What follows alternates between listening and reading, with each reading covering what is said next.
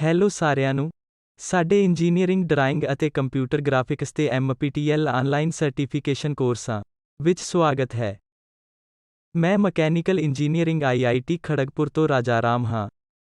ਹੁਣ ਅਸੀਂ ਮੋਡਿਊਲ 1 ਵਿੱਚ ਇੰਜੀਨੀਅਰਿੰਗ ਡਰਾਇੰਗ ਲਈ ਲੈਕਚਰ 3 ਦੀ ਇੰਟਰੋਡਕਸ਼ਨ ਨੂੰ ਕਵਰ ਕਰ ਰਹੇ ਹਾਂ।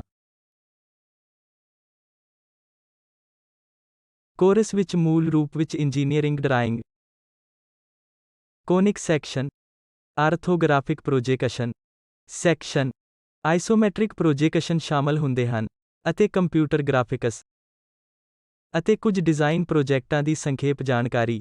ਸਾਡੇ ਕੋਰਸ ਲਈ ਸਿਫਾਰਸ਼ ਕੀਤੀ ਪਾਠ ਪੁਸਤਕ ਐਨ ਡੀ ਭੱਟ ਦੁਆਰਾ ਇੰਜੀਨੀਅਰਿੰਗ ਡਰਾਇੰਗ ਹੈ ਅਤੇ ਹੋਰ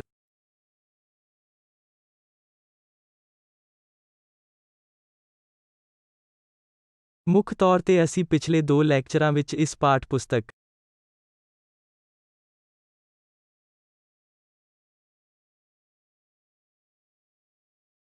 ਦੀ ਪਾਲਣਾ ਕਰਦੇ ਹਾਂ, ਜਿਸ ਵਿੱਚ ਅਸੀਂ ਕਿਸੇ ਵੀ ਡਰਾਇੰਗ ਲਈ ਪਾਲਣ ਕੀਤੇ ਜਾਣ ਵਾਲੇ ਬੇਸਿਕ ਡਰਾਇੰਗ ਉਪਕਰਣਾਂ ਅਤੇ ਲੈਟਰਿੰਗ ਦੀ ਇੰਟਰੋਡਕਸ਼ਨ ਕਵਰ ਕੀਤੀ ਸੀ।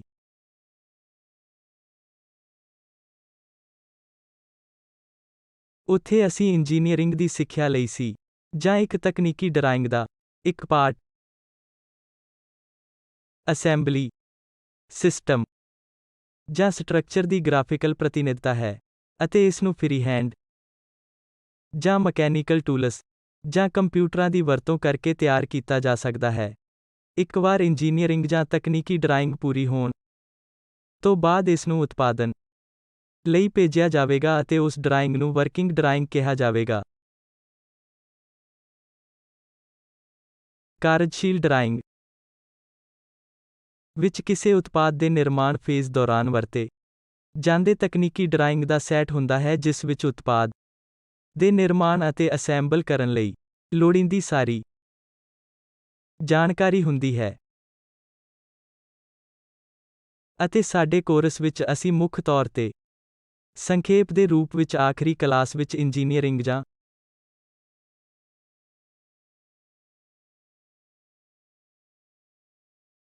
ਤਕਨੀਕੀ ਡਰਾਇੰਗ ਤੇ ਫੋਕਸ ਕਰਦੇ। ਅਸੀਂ ਵੱਖੋ ਵੱਖਰੇ ਡਰਾਇੰਗ ਸ਼ੀਟਾਂ ਨੂੰ ਦੇਖਣ ਦੀ ਕੋਸ਼ਿਸ਼ ਕੀਤੀ ਹੈ, ਜਿਸ ਵਿੱਚ A0, A1, A2 ਤੋਂ A4 ਅਤੇ ਉਹਨਾਂ ਦੇ ਮਿਆਰੀ ਆਕਾਰ, ਅਤੇ ਅਸੀਂ ਇਹ ਵੀ ਕਵਰ ਕੀਤਾ ਹੈ ਕਿ ਬਿਹਤਰ ਡਰਾਇੰਗ ਪ੍ਰਾਪਤ ਕਰਨ ਲਈ ਕਿਸ ਤਰ੍ਹਾਂ ਦੀਆਂ ਟੇਬਲਾਂ ਦੀ ਵਰਤੋਂ ਕੀਤੀ ਜਾਣੀ ਹੈ, ਅਤੇ ਮੁੱਖ ਸਹਾਇਕ ਉਪਕਰਣ ਜਿਵੇਂ ਕਿ ਮਿਨੀ ਡਰਾਫਟਰ, ਕੰਪਸ ਅਤੇ ਵੱਖ-ਵੱਖ ਸ਼ੇਡਾਂ ਦੀਆਂ ਡਿਵਾਈਡਰ, ਪੈਨਸਿਲਾਂ ਅਤੇ ਉਹਨਾਂ ਦੇ ਗ੍ਰੇਡ, ਹੋਰ ਸਹਾਇਕ ਉਪਕਰਣ ਜਿਵੇਂ ਕਿ ਸੈਟਵਰਗ ਅਤੇ ਪ੍ਰੋਟਰੈਕਟੋਰ, ਅਤੇ ਹੋਰ ਜ਼ਰੂਰੀ ਕੰਪੋਨੈਂਟ ਰਬੜ ਜਿਨ੍ਹਾਂ ਨੂੰ ਅਸੀਂ ਦੇਖਣ ਦੀ ਕੋਸ਼ਿਸ਼ ਕਰਦੇ ਹਾਂ। ਅਤੇ ਫਿਰ ਅਸੀਂ ਕਵਰ ਕੀਤਾ ਕਿ ਕਿਹੜੇ ਲੈਟਰਿੰਗ ਵਰਤੇ ਜਾਣੇ ਹਨ। ਇੱਕ ਲੈਟਰ ਦੀ ਮੋਟਾਈ ਦੀ ਉਚਾਈ ਕੀ ਹੋਣੀ ਚਾਹੀਦੀ ਹੈ, ਜੇ ਇਹ ਛੋਟਾ ਅੱਖਰ ਹੈ, ਜੇ ਇਹ ਵੱਡਾ ਅੱਖਰ ਹੈ, ਤਾਂ ਅਸੀਂ ਅੱਜ ਦੇ ਲੈਕਚਰ ਵਿੱਚ ਦੇਖਣ ਦੀ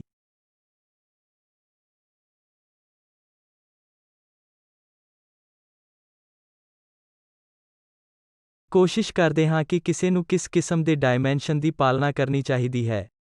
ਅਸੀਂ ਇਹ ਕਵਰ ਕਰਾਂਗੇ ਕਿ ਡਰਾਇੰਗ ਸ਼ੀਟ ਲਈ ਕਿਹੜੇ ਖਾਕੇ ਵਰਤੇ ਜਾਣੇ ਹਨ ਅਤੇ ਡਰਾਇੰਗ ਸ਼ੀਟ ਵਿੱਚ ਵਰਤੇ ਜਾਣ ਜਾਂ ਵਰਤੇ ਜਾਣ ਵਾਲੇ ਡਾਇਮੈਂਸ਼ਨਿੰਗ ਅਤੇ ਟੋਲਾਰੈਂਸ ਹਨ, ਅਤੇ ਅਸੀਂ ਮੁੱਖ ਤੌਰ ਤੇ ਇਹ ਸਮਝਾਂਗੇ ਕਿ ਲਾਈਨ ਕਰਵ ਅਤੇ ਹੋਰ ਚੀਜ਼ਾਂ ਨੂੰ ਕਿਵੇਂ ਡਾਇਮੈਂਸ਼ਨ ਕਰਨਾ ਹੈ ਅਤੇ ਇਹਨਾਂ ਟੋਲਾਰੈਂਸ ਦੇ ਮੁੱਦੇ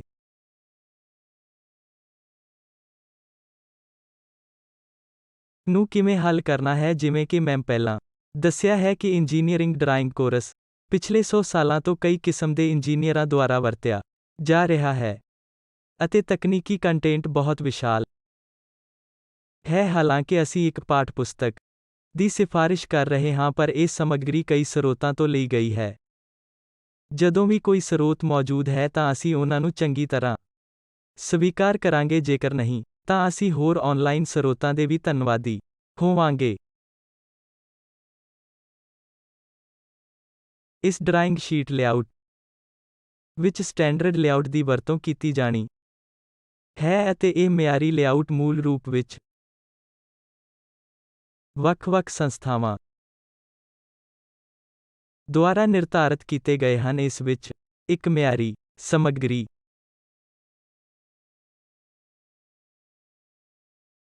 ਜਾਂ ਪ੍ਰਕਿਰਿਆਵਾਂ ਦੇ ਪਾਠ ਦੇ ਨਿਰਧਾਰਨ ਦਾ ਇੱਕ ਸੈਟ ਹੈ ਜੋ ਇਕਸਾਰ, ਕੁਸ਼ਲਤਾ ਅਤੇ ਵਿਸ਼ੇਸ਼ ਗੁਣਵੱਤਾ ਨੂੰ ਪ੍ਰਾਪਤ ਕਰਨ ਲਈ ਤਿਆਰ ਕੀਤਾ ਗਿਆ ਹੈ। ਇਹ ਉਹ ਪ੍ਰੋਟੋਕੋਲ ਹਨ ਜਿਨ੍ਹਾਂ ਨੂੰ ਸਟੈਂਡਰਡ ਸੰਸਥਾਵਾਂ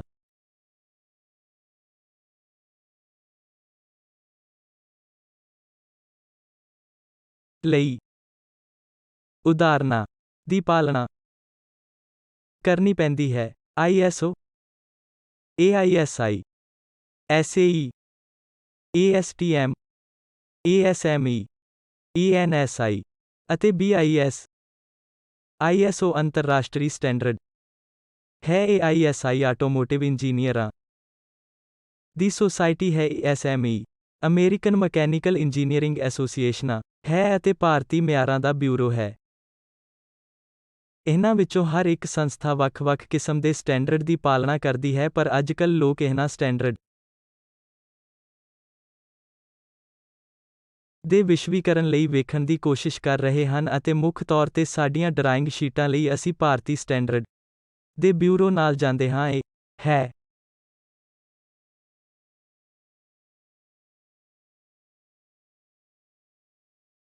ਆਓ ਅਸੀਂ ਇੱਕ ਡਰਾਇੰਗ ਸ਼ੀਟ ਲੇਆਊਟ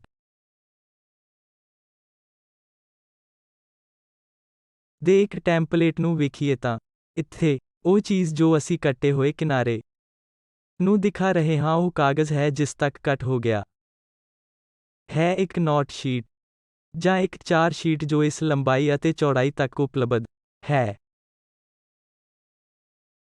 ਉਹਨਾਂ ਕਿਨਾਰਿਆਂ ਨੂੰ ਡਰਾਇੰਗ ਸ਼ੀਟ ਲੇਆਊਟ ਵਿੱਚ ਕੱਟੇ ਹੋਏ ਕਿਨਾਰਿਆਂ ਨੂੰ ਕਿਹਾ ਜਾਂਦਾ। ਅਸੀਂ ਆਮ ਤੌਰ ਤੇ ਇਸ ਸਪੇਸ ਦੇ ਅੰਦਰ ਇੱਥੇ ਟਾਈਟਲ ਬਲੌਕ, ਸ਼ਾਇਦ ਕਈ ਤਰ੍ਹਾਂ ਦੀਆਂ ਡਰਾਇੰਗ ਨੂੰ ਦੇਖਦੇ ਹਾਂ। ਕੁਝ ਬਾਰਡਰ ਜਾਣਕਾਰੀ, ਕੁਝ ਕਿਸਮ ਦੇ ਲੈਟਰਿੰਗ ਜਿਵੇਂ ਕਿ ABCD ਅਤੇ ਕੁਝ ਨੰਬਰਿੰਗ ਜਿਵੇਂ ਕਿ 1 2 3 4 ਅਤੇ ਕਿਸੇ ਨੂੰ ਇਹ ਜਾਣਨ ਲਈ ਮਿਆਰੀ ਪ੍ਰੋਟੋਕੋਲ ਦੀ ਪਾਲਣਾ ਕਰਨੀ ਪਵੇਗੀ ਕਿ ਇਸ ਟਾਈਟਲ ਬਲੌਕ ਅਤੇ ਕਿਨਾਰਿਆਂ ਦੇ ਵਿਚਕਾਰ ਕਿੰਨੀ ਜਗ੍ਹਾ ਬਚੀ ਹੈ ਅਤੇ ਇਹ ਵੀ ਕਿ ਬਾਰਡਰਲਾਈਨ ਚੌੜਾਈ ਕੀ ਹੋਣੀ ਚਾਹੀਦੀ ਹੈ ਅਤੇ ਇਸ ਕਲਾਸ ਵਿੱਚ ਉਸ ਡਰਾਇੰਗ ਦੀ ਲੰਬਾਈ ਕਿੰਨੀ ਹੋਣੀ ਚਾਹੀਦੀ ਹੈ।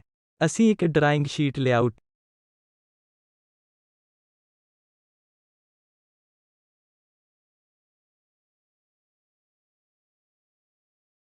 ਲਈ ਵਿਸਤਾਰ ਵਿੱਚ ਦੇਖਾਂਗੇ। ਇੱਕ ਡਰਾਇੰਗ ਸ਼ੀਟ ਲੇਆਊਟ ਲਈ ਸਭ ਤੋਂ ਪਹਿਲਾਂ ਬਾਰਡਰ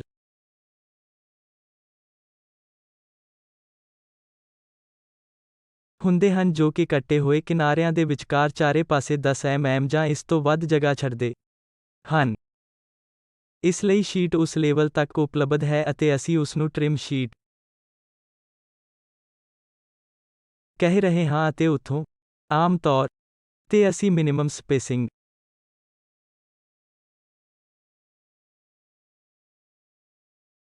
ਦੇ ਨਾਲ ਇੱਕ ਆਇਤ ਬਲੌਕ ਬਣਾਉਂਦੇ ਹਾਂ ਕਿਉਂਕਿ 10 mm ਜਾਂ mm ਤੋਂ ਵੱਧ ਕੁਝ ਵੀ ਹਮੇਸ਼ਾ ਸਿਫਾਰਸ਼ ਕੀਤਾ ਜਾਂਦਾ ਹੈ।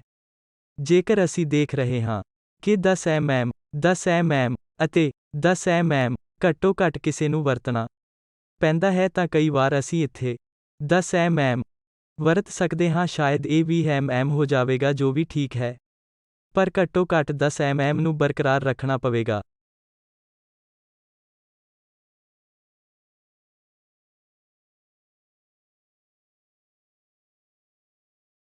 ਅਗਲਾ ਇੱਕ ਮਾਰਜਿਨ ਨੂੰ ਭਰ ਰਿਹਾ ਹੈ। ਜੇਕਰ ਅਸੀਂ ਸੱਜੇ ਹੱਥ ਪਾਸੇ ਤੋਂ ਖੱਬੇ ਹੱਥ ਪਾਸੇ ਦੇਖ ਰਹੇ ਹਾਂ, ਇਹਨਾਂ ਬਾਰਡਰ ਲਾਈਨਾਂ ਦੀ ਚੌੜਾਈ ਖੱਬੇ ਹੱਥ ਪਾਸੇ ਤੋਂ ਥੋੜੀ ਚੌੜੀ ਹੈ। ਇਹ ਇਸ ਸੱਜੇ ਹੱਥ ਪਾਸੇ ਦੀ ਤੁਲਨਾ ਵਿੱਚ ਚੌੜੀਆਂ ਹਨ ਅਤੇ ਉਹ ਸਪੇਸ ਵਾਧੂ ਸਪੇਸ ਜੋ ਵੀ ਅਸੀਂ ਮਿਨੀਮਮ 20 mm ਸਪੇਸ ਦੀ ਵਰਤੋਂ ਕਰਨ ਜਾ ਰਹੇ ਹਾਂ ਉਸ ਨੂੰ ਛੱਡਣਾ ਪਵੇਗਾ ਜੋ ਕਿ ਬਾਰਡਰ ਦੇ ਨਾਲ ਲੈਫਟ ਹੈਂਡ ਸਾਈਡ ਹੈ। ਇਹ ਪਰਫੋਰੇਸ਼ਨ ਲੈਣ ਲਈ ਪ੍ਰਦਾਨ ਕੀਤਾ ਗਿਆ ਹੈ ਜੇਕਰ ਕੋਈ ਇਹਨਾਂ ਡਰਾਇੰਗ ਸ਼ੀਟਾਂ ਨੂੰ ਸਟੈਪਲ ਕਰਨਾ ਚਾਹੁੰਦਾ ਹੈ ਜਾਂ ਸ਼ਾਇਦ ਛੇਦ ਬਣਾਉਣਾ ਚਾਹੁੰਦਾ ਹੈ ਤਾਂ ਰਿਕਾਰਡ ਰੱਖੋ ਕਿ ਇਹ ਵਾਧੂ ਸਪੇਸ ਵਰਤੀ ਜਾਵੇਗੀ।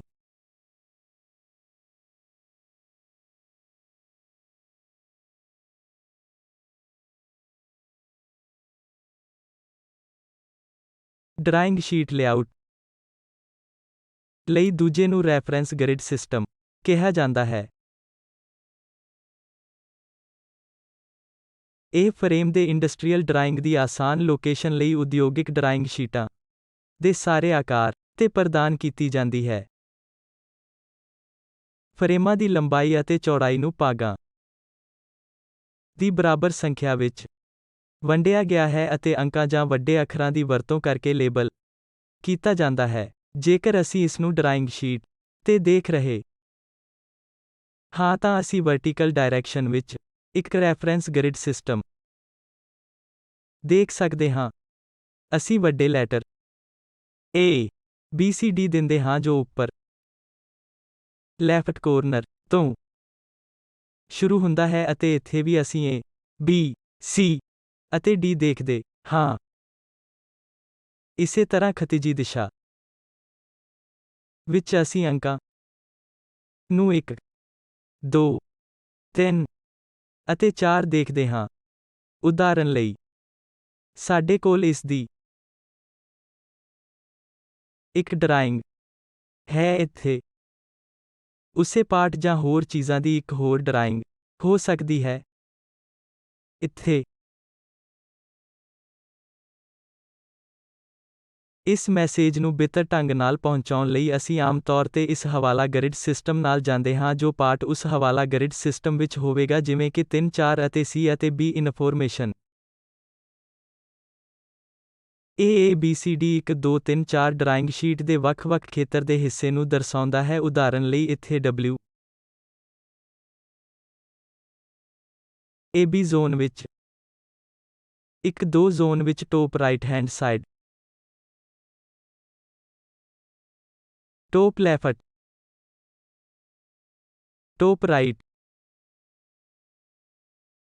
ਬਾਟਮ ਲੈਫਟ ਅਤੇ ਬਾਟਮ ਰਾਈਟ ਹੈਂਡ ਸਾਈਡ ਹੈ।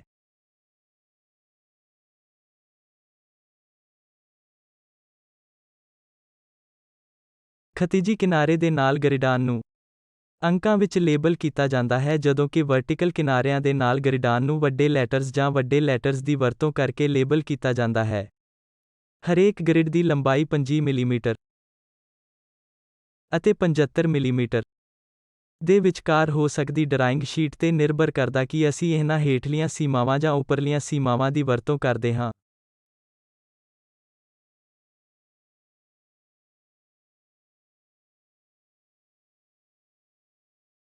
ਇਸ ਡਰਾਇੰਗ ਸ਼ੀਟ ਲੇਆਊਟ ਦਾ ਦੂਜਾ ਜ਼ਰੂਰੀ ਕੰਪੋਨੈਂਟ ਰਿਵੀਜ਼ਨ ਟੇਬਲ ਹੈ। ਇੱਥੇ ਅਸੀਂ ਦੇਖ ਸਕਦੇ ਹਾਂ ਕਿ ਰਿਵੀਜ਼ਨ ਸ਼ੀਟ ਇਹ ਰਿਵੀਜ਼ਨ ਟੇਬਲ ਆਮ ਤੌਰ ਤੇ ਡਰਾਇੰਗ ਫਰੇਮ ਦੇ ਉੱਪਰ ਸੱਜੇ ਪਾਸੇ ਤੇ ਸਥਿਤ ਹੁੰਦੀ ਹੈ। ਡਰਾਇੰਗ ਦੀਆਂ ਸਾਰੀਆਂ ਸੋਧਾਂ ਨੂੰ ਆਮ ਤੌਰ ਤੇ ਇਹਨਾਂ ਇੰਜੀਨੀਅਰਿੰਗ ਡਰਾਇੰਗ ਲਈ ਇੱਥੇ ਦਸਤਾਵੇਜ਼ੀ ਰੂਪ ਵਿੱਚ ਦਰਜ ਕੀਤਾ ਜਾਣਾ ਚਾਹੀਦਾ ਹੈ ਇੱਕ ਵਾਰ ਜਦੋਂ ਕੰਪੋਨੈਂਟ ਪੂਰਾ ਹੋ ਜਾਂਦਾ ਹੈ ਅਤੇ ਜੇਕਰ ਕੋਈ ਸੰਸ਼ੋਧਨ ਦੀ ਲੋੜ ਹੁੰਦੀ ਤਾਂ ਆਮ ਤੌਰ ਤੇ ਡਰਾਇੰਗ ਸ਼ੀਟ ਲਈ ਸੰਸ਼ੋਧਨ ਦੇ ਨਾਲ ਇੱਕ ਹੋਰ ਸੰਸ਼ੋਧਨ ਸ਼ੀਟ ਪ੍ਰਦਾਨ ਕੀਤੀ ਜਾਵੇਗੀ। ਤਕਨੀਕੀ ਸਮੱਗਰੀ ਜਾਂ ਜਾਣਕਾਰੀ ਇੱਕ ਟੇਬਲ ਦੇ ਰੂਪ ਵਿੱਚ ਪ੍ਰਦਾਨ ਕੀਤੀ ਜਾਵੇਗੀ ਜਿਸ ਨੂੰ ਅਸੀਂ ਡਰਾਇੰਗ ਵਿੱਚ ਸ਼ਾਮਲ ਕੰਪੋਨੈਂਟ ਦੇ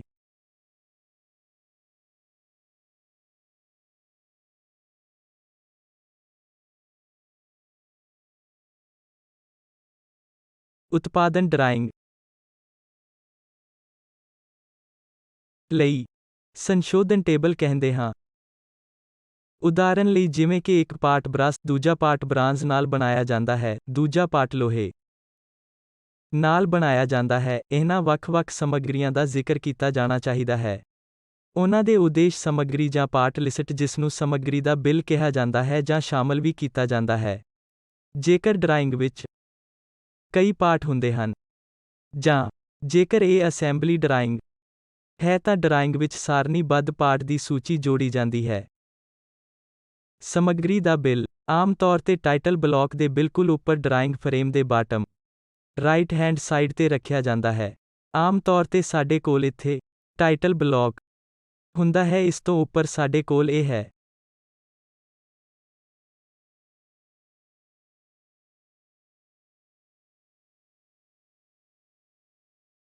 ਆਓ ਅਸੀਂ ਇਹ ਡਰਾਇੰਗ ਸ਼ੀਟ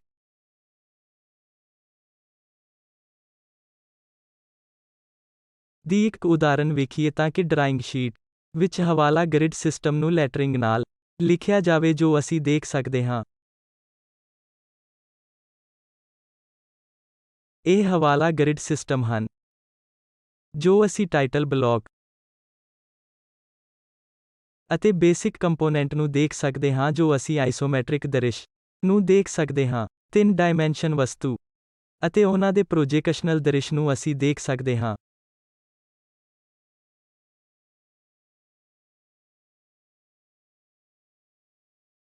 ਜੇਕਰ ਕੋਈ ਅੰਦਰੂਨੀ ਡਿਟੇਲ ਅਤੇ ਇਸ ਤਰ੍ਹਾਂ ਹੋਰ ਦਿਖਾਉਣਾ ਹੈ ਤਾਂ ਉਹ ਵੀ ਦਿਖਾਇਆ ਜਾਵੇਗਾ।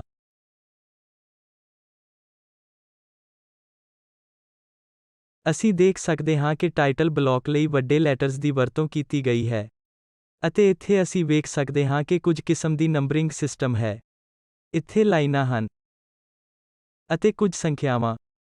ਇਹਨਾਂ ਨੂੰ ਡਾਇਮੈਂਸ਼ਨ ਕਿਹਾ ਜਾਂਦਾ ਹੈ ਅਤੇ ਅਸੀਂ ਇਸ ਨੂੰ ਬਾਅਦ ਵਿੱਚ ਦੇਖਾਂਗੇ।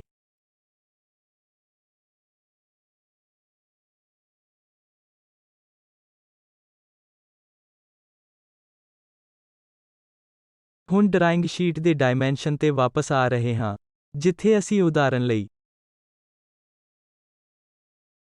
ਤਸਵੀਰਾਂ ਦਿਖਾਈਆਂ ਹਨ ਜਿਵੇਂ ਕਿ ਵਿਆਸ ਵਾਲਾ ਸਰਕਲ ਅਤੇ ਇਸ ਤਰ੍ਹਾਂ ਦੀਆਂ ਹੋਰ ਚੀਜ਼ਾਂ। ਇਸ ਤਰ੍ਹਾਂ ਦੀਆਂ ਚੀਜ਼ਾਂ ਨੂੰ ਕਿਵੇਂ ਨਾਮ ਦੇਣਾ ਹੈ ਜਿਸ ਨੂੰ ਅਸੀਂ ਇਸ ਸੈਕਸ਼ਨ ਵਿੱਚ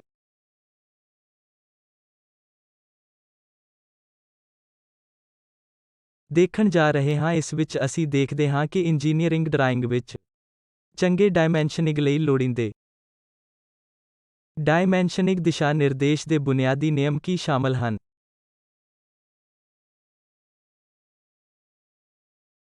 ਆਓ ਅਸੀਂ ਪਹਿਲੇ ਪਾਰਟ ਨੂੰ ਵੇਖੀਏ ਕਿ ਅਸੀਂ ਕੀ ਡਾਇਮੈਂਸ਼ਨ ਦੀ ਵਰਤੋਂ ਕਰਦੇ ਹਾਂ। ਜੇ ਅਸੀਂ ਡਾਇਮੈਂਸ਼ਨ ਦੀਆਂ ਉਚਿਤ ਯੂਨਿਟ ਵਿੱਚ ਦਰਸਾਏ ਗਏ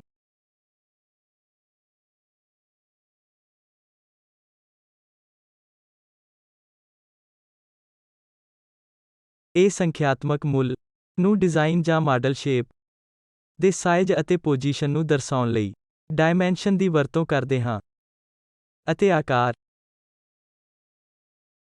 ਸਥਾਨ ਸਥਿਤੀ ਫਾਰਮ ਜਾਂ ਕਿਸੇ ਪਾਰਟ ਦੀਆਂ ਹੋਰ ਜਿਓਮੈਟ੍ਰਿਕ ਵਿਸ਼ੇਸ਼ਤਾਵਾਂ ਨੂੰ ਪਰਿਭਾਸ਼ਿਤ ਕਰਨ ਲਈ ਵਰਤਿਆ ਜਾਂਦਾ ਹੈ। ਉਦਾਹਰਨ ਲਈ ਮੈਂ ਇਸ ਆਇਤ ਨੂੰ ਦਰਸਾਉਣਾ ਚਾਹੁੰਦਾ ਹਾਂ। ਫਿਰ ਕੁਦਰਤੀ ਤੌਰ ਤੇ ਮੈਨੂੰ ਇਹ ਦੱਸਣਾ ਪਏਗਾ ਕਿ ਉਚਾਈ ਕੀ ਹੋ ਸਕਦੀ ਹੈ ਅਤੇ ਇਸ ਦੀ ਚੌੜਾਈ ਅਤੇ ਲੰਬਾਈ ਕੀ ਹੋ ਸਕਦੀ ਹੈ। ਸ਼ਾਇਦ ਇਹ ਗਰਾਊਂਡ ਪੱਧਰ ਤੋਂ 5 ਮੀਟਰ ਉੱਚੀ ਹੋ ਸਕਦੀ ਹੈ। ਇਸ ਕਿਸਮ ਦੀ ਡਾਇਮੈਂਸ਼ਨਿੰਗ ਜਿਸ ਨੂੰ ਅਸੀਂ ਇਸ ਲੈਕਚਰ ਵਿੱਚ ਸਿੱਖਣ ਜਾ ਰਹੇ ਹਾਂ।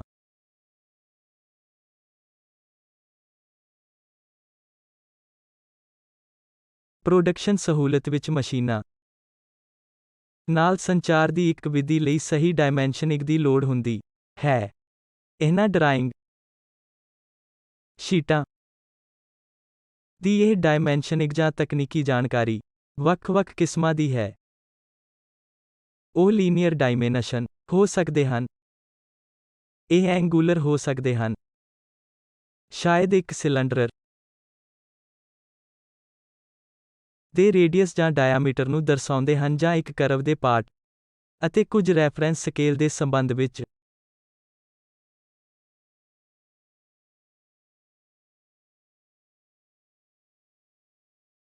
ਆਓ ਇੱਥੇ ਮਾਪਾਨ ਦੀ ਮੂਲ ਪਰਿਭਾਸ਼ਾ ਨੂੰ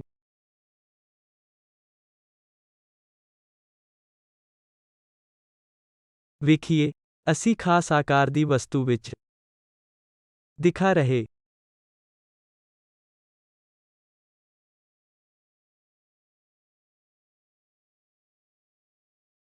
ਹਾਂ। ਉੱਥੇ ਅਸੀਂ ਕੁਝ ਦਸ਼ਮਲਵ ਦੇ ਨਾਲ ਲਾਈਨਾਂ, ਇੱਕ ਐਰੋ ਅਤੇ ਕੁਝ ਨਿਊਮਰਲ ਵਰਗਾ ਕੁਝ ਦਿਖਾ ਰਹੇ ਹਾਂ। ਇਸੇ ਤਰ੍ਹਾਂ ਇੱਥੇ ਵੀ ਅਸੀਂ ਐਰੋ ਦੇ ਨਾਲ ਕੁਝ ਨਿਊਮਰਲ ਦਿਖਾ ਰਹੇ ਹਾਂ।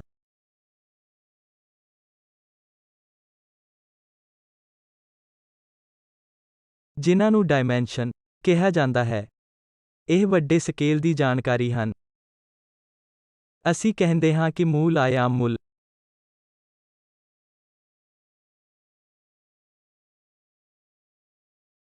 ਦੇ ਤੌਰ ਤੇ ਸਾਰੀਆਂ ਜਾਣਕਾਰੀਆਂ ਵੀ ਹਨ। ਇਹ ਵੀ ਡਾਇਮੈਂਸ਼ਨ ਦਾ ਪਾਰਟ ਹੈ। ਇਹ ਡਾਇਮੈਂਸ਼ਨ ਹੈ। ਇਹ ਵੀ ਡਾਇਮੈਂਸ਼ਨ ਹੈ। ਡਾਇਮੈਂਸ਼ਨ ਮੁੱਲ ਹੈ। ਅਤੇ ਇਹ ਲੈਂਥ ਡਾਇਮੈਂਸ਼ਨ ਨੂੰ ਦਰਸਾਉਣ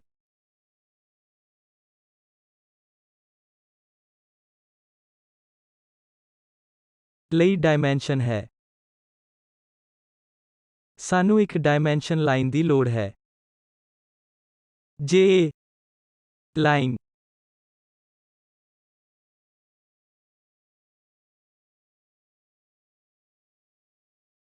ਹੁੰਦੀ ਹੈ ਜਦੋਂ ਡਾਇਮੈਂਸ਼ਨ ਖਤਮ ਹੁੰਦਾ ਹੈ, ਅਸੀਂ ਇਸ ਨੂੰ ਐਰੋ ਦੁਆਰਾ ਦਿਖਾਉਂਦੇ ਹਾਂ।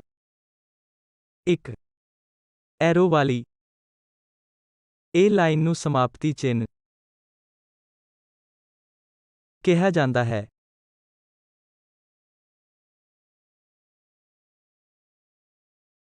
ਕਿਸੇ ਵੀ ਲੰਬੇ ਸਕੇਲ ਜਿਸ ਨੂੰ ਅਸੀਂ ਵਰਤਣਾ ਚਾਹੁੰਦੇ ਹਾਂ, ਸਾਨੂੰ ਉਚਾਈਆਂ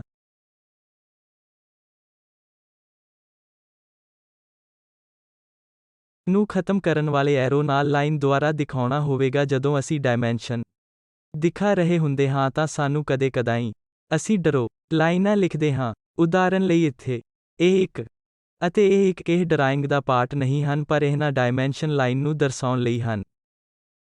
ਅਸੀਂ ਆਮ ਤੌਰ ਤੇ ਡਰੋ ਕਰਦੇ ਹਾਂ, ਜਿਸ ਨੂੰ ਵਿਸਤਾਰ ਲਾਈਨ ਕਿਹਾ ਜਾਂਦਾ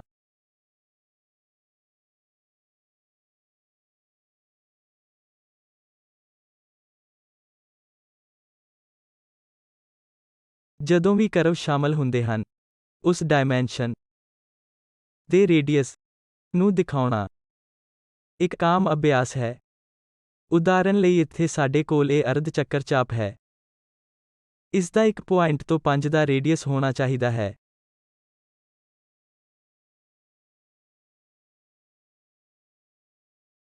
ਅਤੇ ਰੇਡੀਅਸ ਸਿੰਬਲ ਲਈ ਅਸੀਂ ਇੱਥੇ ਆਰ ਲੈਟਰ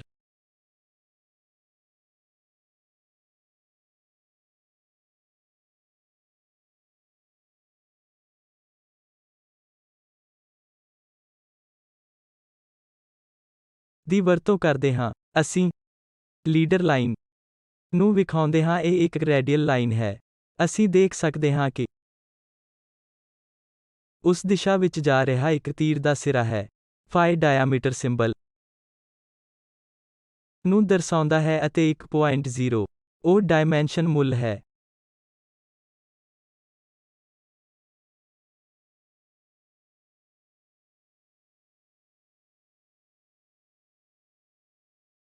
ਜਦੋਂ ਵੀ ਡਾਇਆਮੀਟਰ ਸਿੰਬਲ ਦੀ ਵਰਤੋਂ ਕਰਨੀ ਹੁੰਦੀ ਹੈ, ਆਮ ਤੌਰ ਤੇ ਅਸੀਂ ਫਾਈ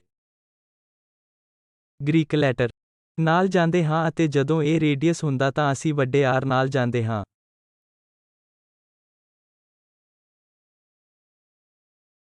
ਸੈਂਟਰ ਲਾਈਨ ਨਾਮਕ ਇੱਕ ਹੋਰ ਲਾਈਨ ਹੈ। ਜਦੋਂ ਵੀ ਸਾਡੇ ਕੋਲ ਸਿਲੰਡਰੀਕਲ ਵਸਤੂਆਂ ਹੁੰਦੀਆਂ ਹਨ ਅਤੇ ਅਸੀਂ ਉਸ ਐਕਸਿਸ ਤੇ ਦਿਖਾਉਣਾ ਚਾਹੁੰਦੇ ਹਾਂ, ਤਾਂ ਅਸੀਂ ਇਹਨਾਂ ਸੈਂਟਰ ਲਾਈਨ ਨਾਲ ਜਾਂਦੇ ਹਾਂ।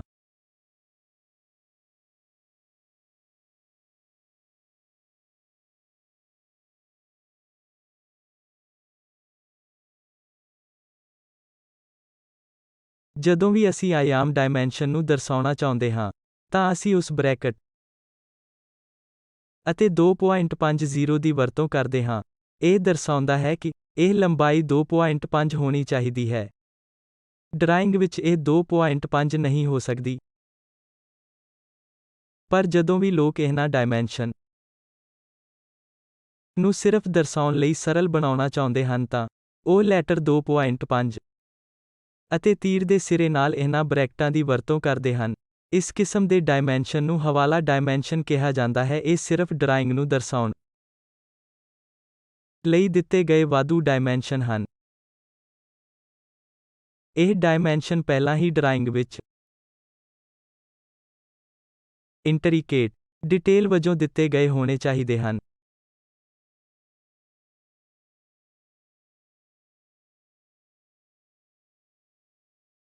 ਆਓ ਅਸੀਂ ਹੋਰ ਡਰਾਇੰਗ ਨੂੰ ਵੇਖੀਏ। ਇੱਥੇ ਅਸੀਂ ਇਹ ਆਕਾਰ ਵੇਖ ਰਹੇ ਹਾਂ।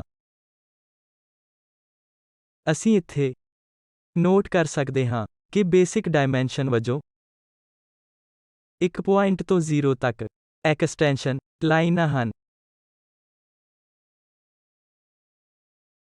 ਇੱਥੇ ਅਸੀਂ ਇਹ ਵੀ ਦੇਖ ਸਕਦੇ ਹਾਂ ਕਿ ਜਦੋਂ ਵੀ ਸਾਡੇ ਕੋਲ ਸਿਲੰਡਰੀਕਲ ਆਬਜੈਕਟ ਹੁੰਦੇ ਹਨ ਤਾਂ ਸੈਂਟਰ ਲਾਈਨ ਹੁੰਦੀਆਂ ਹਨ। ਉਦਾਹਰਨ ਲਈ ਇਹ ਸਿਲੰਡਰ ਦੇ ਸਿਲੰਡਰੀਕਲ ਹਿੱਸੇ ਹਨ ਅਤੇ ਇੱਕ ਧੁਰੇ ਵਰਗੀ ਚੀਜ਼ ਨੂੰ ਦਰਸਾਉਣਾ ਚਾਹੁੰਦੇ ਹਨ। ਅਸੀਂ ਉਸ ਸੈਂਟਰ ਲਾਈਨਾਂ ਦੀ ਵਰਤੋਂ ਕਰਦੇ ਹਾਂ ਜਦੋਂ ਵੀ ਮਟੀਰੀਅਲ ਨੂੰ ਇਹ ਦਿਖਾਉਣ ਲਈ ਬਾਹਰ ਕੱਢਿਆ ਜਾਂਦਾ ਹੈ ਕਿ ਜਾਂ ਜਦੋਂ ਵੀ ਸਮੱਗਰੀ ਵਿਖਾਉਣ ਵਾਲੀ ਹੁੰਦੀ ਹੈ। ਅਸੀਂ ਇਸ ਨੂੰ ਇਹਨਾਂ ਡੈਸ਼ਡ ਲਾਈਨਾਂ ਦੁਆਰਾ ਦਿਖਾਉਂਦੇ ਹਾਂ। ਇਹ ਅੰਦਰੂਨੀ ਵੇਰਵੇ ਹਨ। ਸਾਡੇ ਕੋਰਸ ਦੌਰਾਨ ਅਸੀਂ ਇਹ ਸਿੱਖਾਂਗੇ ਕਿ ਇਹ ਡੈਸ਼ਡ ਲਾਈਨਾਂ ਕੀ ਹਨ ਅਤੇ ਡੈਸ਼ਡ ਡਾਟ ਲਾਈਨਾਂ ਵੀ ਕੀ ਹਨ ਅਤੇ ਇਹ ਲਗਾਤਾਰ ਲਾਈਨਾਂ ਕੀ ਹਨ। ਹੁਣ ਤੱਕ ਅਸੀਂ ਦੇਖਾਂਗੇ ਕਿ ਕਿਹੜੇ ਡਾਇਮੈਂਸ਼ਨ ਅਤੇ ਰੇਡੀਅਸ ਸਿੰਬਲ ਡਾਇਆਮੀਟਰ ਹਨ ਅਤੇ ਇਹ ਹਵਾਲਾ ਡਾਇਮੈਂਸ਼ਨ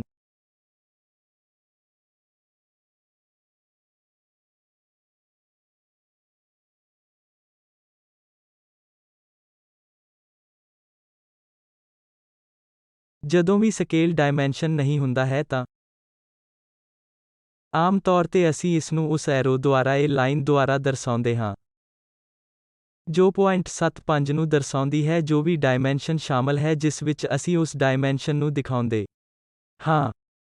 ਅਤੇ ਜਦੋਂ ਵੀ ਸਕੇਲ ਨਹੀਂ ਕਰਨਾ ਹੈ ਤਾਂ ਅਸੀਂ ਸਿਰਫ ਇੱਕ ਰੇਖਾਂਕਿਤ ਛੱਡ ਦਿੰਦੇ ਹਾਂ ਤਾਂ ਕਿ ਇਸ ਕੇਸ ਵਿੱਚ ਇਹਨਾਂ ਦੋ ਪੁਆਇੰਟ ਵਿਚਕਾਰ ਦੂਰੀ 0.75 ਹੈ।